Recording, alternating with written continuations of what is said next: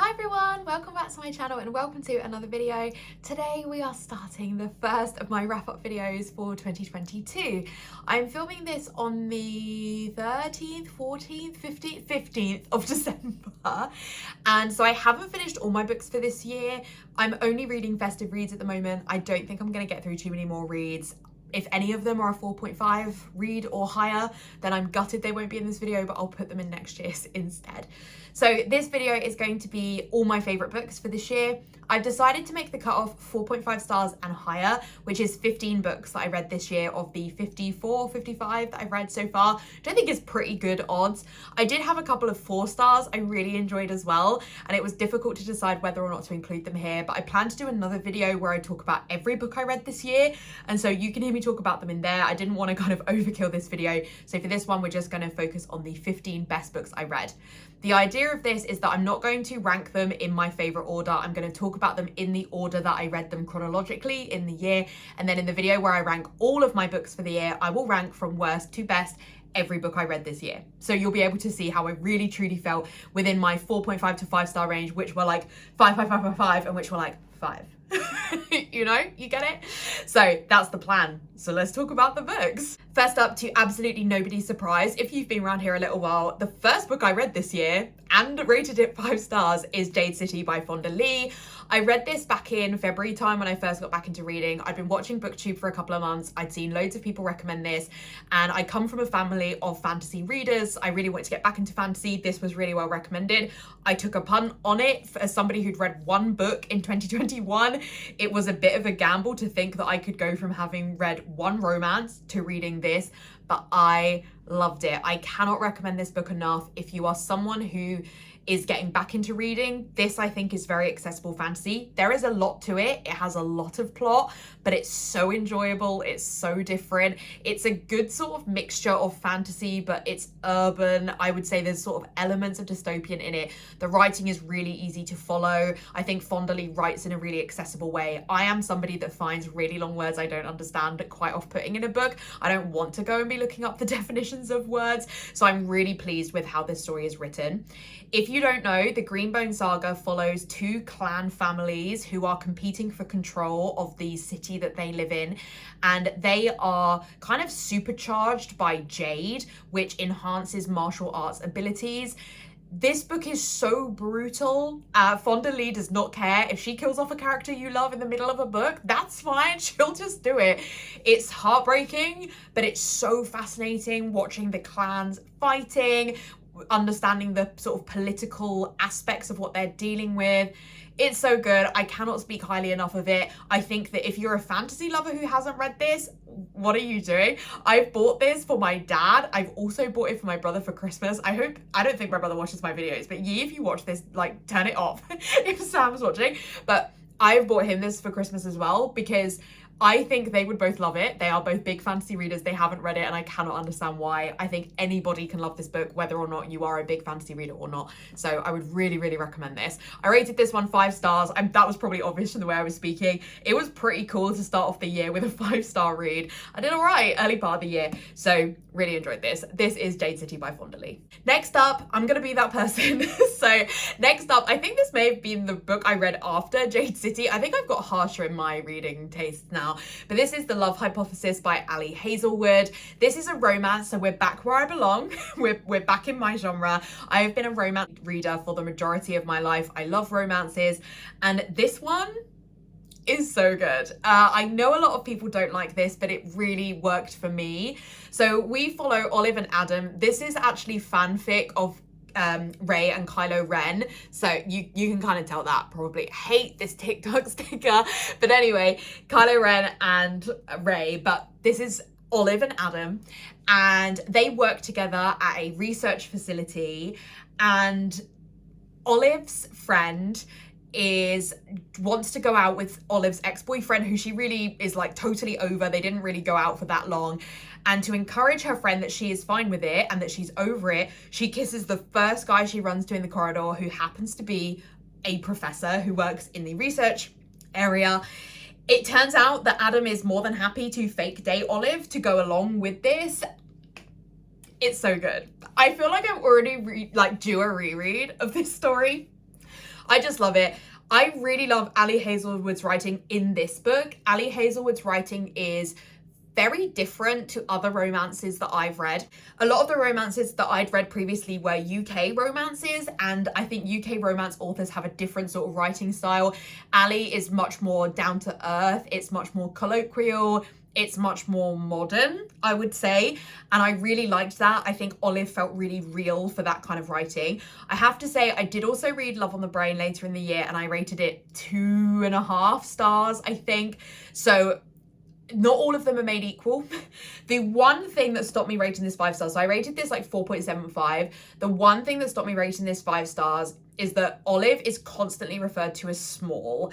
And as someone who is not small, it is quite off-putting to read that so frequently. Obviously, there are small people in the world, and that's fine. But this is a common criticism of Ali Hazelwood. I've only read 2 of her books, but there are some novellas as well, which I plan to read in the new year, but it is a sort of common thing, I think, that people feel a little bit off-put about how much it comes up, that Olive is small and Adam is big, and it's the same with Bea and the guy, whose name I don't remember, in Love on the Brain. So I would like to see that change. I love the STEM settings of this, that's no problem, but I would love to see just a bit of change there. But I'm very excited. I will read probably anything else that Ali Hazelwood puts out, as long as I hopefully love it more than I loved Love on the Brain. But anyway, loved this one. This was, I think, my favourite romance of the year. I just loved it. I love the cover. I love everything about it. So that is The Love Hypothesis by Ali Hazelwood. Next up, we have Red, White and Royal Blue by Casey McQuiston, which I rated, I think, 4.5 stars. I read this in March time while I was travelling around for work, and for a book to be able to keep me going in what was a really, really tough time in my life, it was very good of a book to do that. I love this story. For me, it was just a really unique story setting. So we have Alex, who is the son of the US president, and we have Henry, who is the son of one of the British royal family, and they end up in a kind of PR disaster, and they're tasked to sort of force get on just for the public. It doesn't matter if they don't get on in real life, but it goes from a kind of enemies to lovers, and I don't even really like enemies to lovers. I think what I really like in this one is that it is enemies to lovers, but there's something there already. It's just they don't realize it, and that's when I can get on board with enemies to lovers rather than going from literal enemies. So I really love this. It's quite a chunky one, and it's taller than my other books, which is a little bit annoying because I think I have the US edition, but I absolutely love it. The cover is stunning. I really need to read more by Casey McQuiston to see if this is a one-off for me or not, but I'm hoping it won't be. I'm hoping that this will be an author that I really love reading more books from. So that is Red, White and Royal Blue by Casey McQuiston. Next up, it's my babies. So I haven't pulled all the Heartstoppers off my shelf because they look really nice in videos and I don't need to pull them all off. I read them all back to back, and I don't know how I existed pre-Heartstopper. I kind of said it a few times on my channel or in videos, etc. over the course of this year, but Heartstopper became part of my personality for a little while, and I have, to be honest, never felt this way about a genre, about a book, about music. I feel like the way I feel about this book is how people feel about Taylor Swift. Like, I'm a bestie with a Swiftie, and I love it for them, but I don't understand. I don't get that excited about musicians to understand how to feel that way. That, I think, is how I feel about Heartstopper. So you probably have heard of Heartstopper, but if you haven't, this is about Charlie and Nick, and they are in year 10 and year 11 at a British boys' school. And they get put in the same form because it is a thing in British schools where you have students from different year groups all put in the same form. And Charlie and Nick are sat next to each other. They get chatting and boy meets boy. That's basically the story. Charlie is openly gay at school, has been bullied for being so. And Nick is, he thinks, straight. And it's about Nick discovering how he feels about Charlie and figuring some of that stuff out. Nick is who I wish everyone could have in a partner. He is so supportive and lovely, and I'm engaged to a Nick, and this book made me eternally grateful, if I wasn't already, to be engaged to a Nick. I am a Charlie. I majorly suffer from mental health issues in the way that Charlie does, and to see myself reflected so much in a book through a year 10 boy was just so comforting. I don't think I'd ever felt that scene in a book until I read Charlie, and the fact that I could see my partner in Nick. I just felt like Alice Oseman, the author, really got me. These are graphic novels. The art is stunning. It's gorgeous, and they're beautiful. They're quite quick reads, but you can read them a bit slower if you're trying to savor it like I do. My one is also signed because I met Alice Oseman at YALC. So this is my absolute prized possession.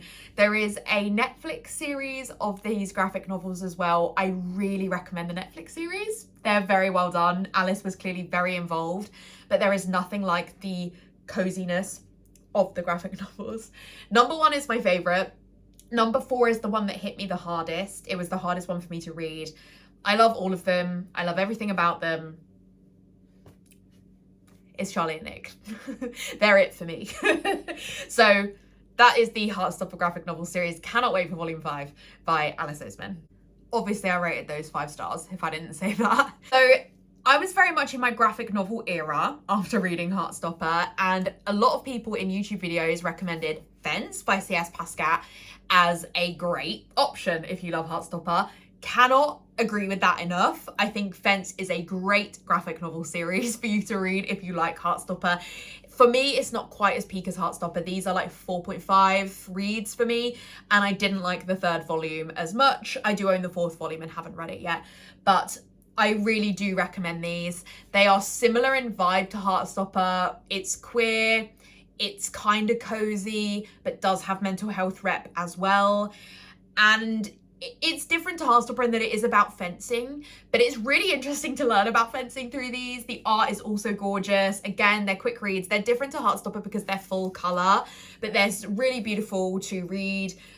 I just love them. It was a really good time. I would really recommend them if you like Heartstopper, if you like that kind of graphic novel. If you haven't picked up Fence, definitely think you would like it. So that is Fence by C.S. Pascat. Next up, we have My Mechanical Romance by Alexene Farol Fallmouth. I picked this up on a whim. I don't think many people had spoken about it on BookTube when I picked it up. I got it at YALC because we got a free origami, and I thought, I love that. I'll pick the book up as well. And I fell in love with this. Alexene Farol Fallmouth is Olivia Blake, who wrote the Atlas 6. This is her real name. Olivia Blake is her pen name. I haven't read the Atlas 6. I do need to, but I haven't, but I'm very interested to. This is a YA, so that is something to just bear in mind going in. I mean, I'm in my YA era, despite being 30, so I love reading YA of a particular kind, but I appreciate it's not for everybody, so it might not be for you, but I really love this. I think it has kind of the elements of Love Hypothesis in that we've got some STEM rep in here. It's got elements of Heartstopper in that we've got the mental health rep. It's just a good combination of everything I love in one book. So we have Belle and Teo, and Belle moves to a new school. She doesn't have many friends. She's not really settling in. She doesn't believe in herself as a woman in STEM, and a teacher recommends that she goes to the robotics club to get more involved within the school. There she meets Teo, who is the most popular boy in school, but not in a kind of maybe traditional football jock way. He is on the football team and stuff, but he's more popular because he's smart. He is by far the brainiest person at school, but he's also charismatic and everything else. And Belle doesn't really know how to deal with him. We do have a bit of, I would say, academic rivals to lovers rather than enemies to lovers. But more importantly, we have the representation of women in STEM. And I work with young people in my job, and so I just loved reading a book that was this positive about women in STEM. I just really liked it. I think it sends a really good message. I really love this. I did a really excessive chat about this in my wrap-up video where this sits. So do have a look through my channel if you want to have a look for that. But I absolutely love this, really recommend it. That is, and I rated this 5 stars. So that is My Mechanical Romance by Alexene Farol Fallmouth. Next up, we have The Book That Broke Me, which is Beach Read by Emily Henry. I was trying to do a Emily Henry reading vlog where I read all 3 of her books back to back. I read 2 of them back to back and realised after reading Book Lovers that Emily Henry is not your fluffy romance reader. These are hard-hitting contemporary books, and I couldn't read a 3rd. I needed to take a break. Unfortunately, this has been a break since August, and I would love to finish it because I have this vlog just sat there, you know, unfinished, unuploaded to the channel because I need to read you and me on vacation. But anyway, Beach Read, beach read. I didn't realize that Emily Henry is like out to get you with her books. The mental health rep in this book was heartbreaking. I sobbed through the last third of it. It was so emotional. It was so well written. I love a book where I feel that my mental health is represented in whoever the character is. It's the same in Heartstopper. It's the same in My Mechanical Romance. It's the same in Beach Read. That is the trope I love the most, is good mental health rep. So I love that I was featured in this. So we have January and Gus. They are both writers and they are both struggling to write, and they end up kind of chatting and kind of putting words up through the house window and things to motivate each other to write. And it's not about writing. I said it in my video. I do think that the marketing team who work on behalf of Emily Henry haven't nailed it. Or maybe this is fully what they intended, but the cover reads fluffy and the description is like 2 writers, 1 holiday, a rom-com waiting to happen. There's no comedy in here. Sobs. I think the marketing is so off, but I can kind of see why they do it, in that way more people are going to pick it up thinking it's fluffy. But it broke me. It absolutely broke me. So just know that if you're going in, this is not fluffy. This will hurt you. It's incredible. It's 5 stars. Most people prefer Book Lovers and rated that one 5 stars. Beach Read was the one for me. It just is the one that most spoke to me. I gave Book Lovers 4 stars. I still really enjoyed it, but Beach Read just felt like it was written for me, and that's a very special thing in a book. So this was my favorite Emily Henry. Who knows what I'll think of You, Me on Vacation, but for me, this is the one of the 3. So that is Beach Read by Emily Henry. I listened to the next book on audio, so I don't have a physical copy. So I have a reminder for myself that it is I'm Glad My Mom Died by Jeanette McCurdy. I feel like I need to buy this book physically because I'm going to keep recommending it because it's so worth reading. But I don't see the point, because I think if I was ever going to reread it, I would just listen to it on audio. But anyway, the next book is I'm Glad My Mom Died by Jeanette McCurdy, which I also gave 5 stars. This is a memoir of Jeanette McCurdy, who's an actress who's known for iCarly and Sam and Cat. She plays Sam. And I didn't know anything about her life, but she had a really difficult childhood. She has a manipulative and abusive mum who had a difficult relationship with her dad. She had eating disorders. She actually really didn't want to be an actress. And her memoir is so hard-hitting. It's so real and raw.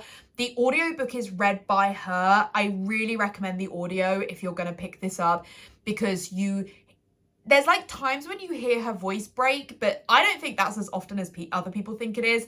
It's more just hearing her talk about her own life and retelling her stories. It's weird to say it's so good because it's really heartbreaking and you really, really feel for her, but it is an exceptionally written book.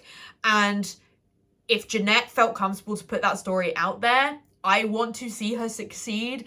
I mean, this book did exceptionally well. I think it was rated the #1 like memoir autobiography on Goodreads for this year by far, which is completely justified. It's so good.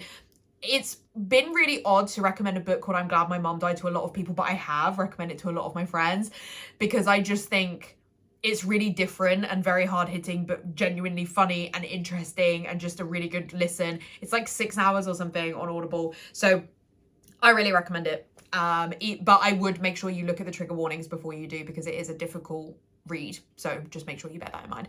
That's I'm Glad My Mom Died by Jeanette McCurdy. Next up, we have the Ex Hex by Erin Stirling. This was my biggest surprise of the year for books that I loved, because I had seen this book in the works, which, if you're not from the UK, is a shop that sells loads of crafty things and books. It's a bit of a weird mixture.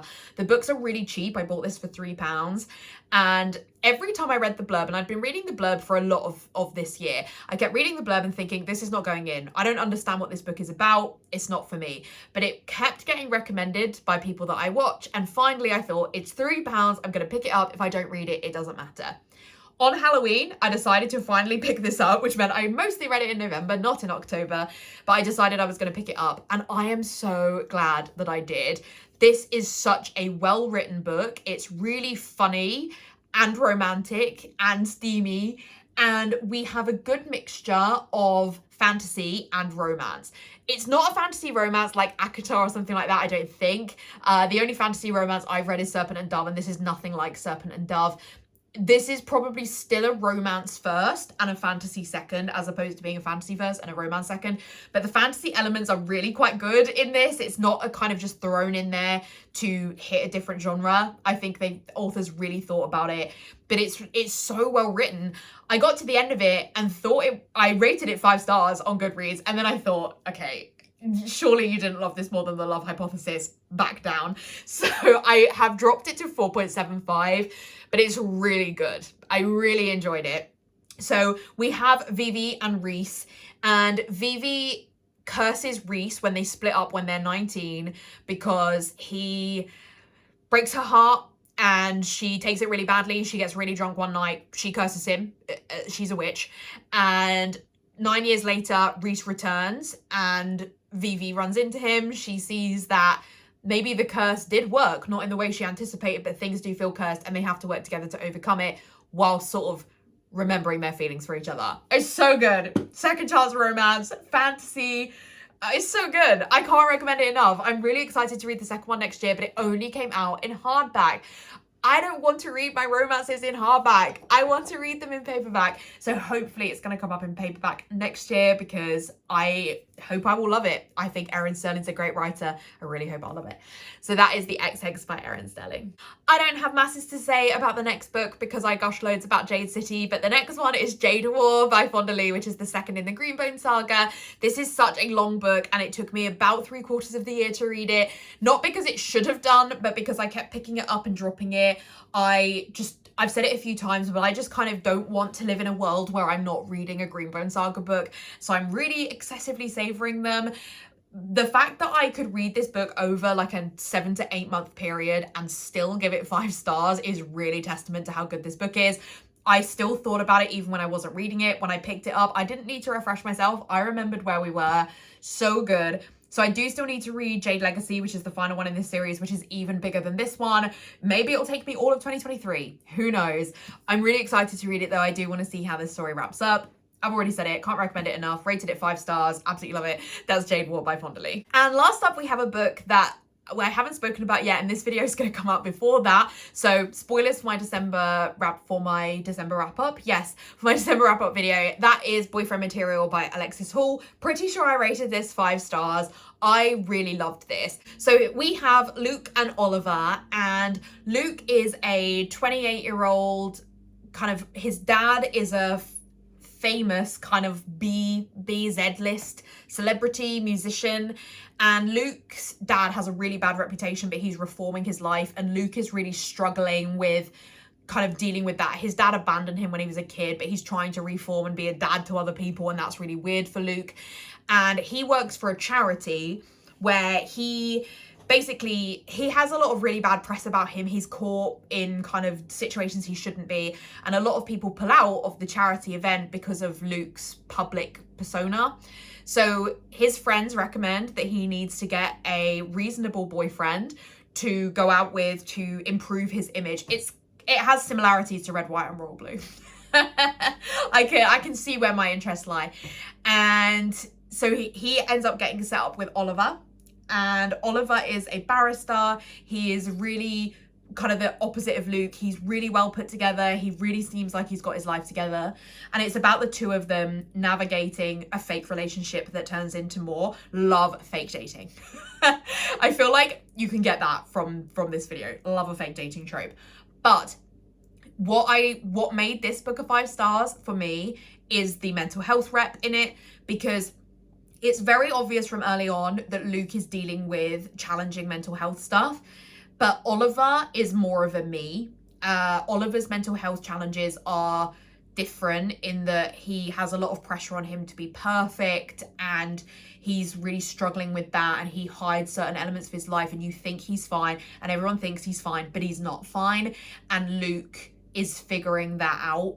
And Oliver reminds me of Teo in My Mechanical Romance. I actually really identified with Teo in that book for that kind of perfectionism, mental health elements. I just loved this. Alexis is so funny. This book is hilarious. I laughed out loud at this book like I don't laugh out loud at anything. I like funny stuff. I like comedians. I like funny shows. But I laughed more at this than I laugh at TV. I just loved it. It was so good. And I know it's not for everybody. I've read some reviews of this that some people don't love it, but I loved it. It's in that genre of books I love. I'm really excited to get to the second one at some point in 2023. Once I'm through the festive reads, it's probably going to be a book I prioritize because I would love to see where Luke and Oliver go from here. I don't know how I feel about there being a second one. I was kind of happy with Luke and Oliver's story kind of as it ended in this book. So I'm very interested to see what happens in that one, to see whether it undoes the stuff I love in this one or just furthers it. I'm really interested to read some more of Alexis Hall's books. I think I have some on order because I'm really keen to get to them because I just felt Alexis's writing was so interesting. So I really loved this. That's the boyfriend material by Alexis Hall. And that's it. Those are the 15 books that I loved this year. I am so happy with how my reading has been this year. I'm so grateful that these books were in my life this year. I loved them. I had a great time reading them. I had a lot of other books that I liked and rated 4 stars. I had a lot of 3-star reads. So I will do a video on my least favorite books of the year, I think, and then I will have a video ranking the books I read from worst to best. So do keep an eye on my channel for those if you're interested in this kind of wrap-up content. I love this kind of wrap-up content. So if you have a video where you're talking about this, please let me know in the description down below because I would love to read it. I read everyone's wrap-up videos. I get so many recommendations from them. I just love seeing what people have been reading. Absolutely love this kind of content. Best time of year for BookTube. So I'm really, really excited. If you enjoyed this video, I would massively appreciate a like. If you haven't already, I would love it if you would subscribe. And you will also find in the description down below links to my Goodreads, links to my planning channel, which is my other hobby and where the other half of my Vlogmas content is sitting, and my Instagram, peace.love.plan, which is shared between my reading and my planning. So do check that out if you want to see a little bit more of what I'm up to generally outside of filming these videos. Otherwise, I'll see you in my next video. Bye.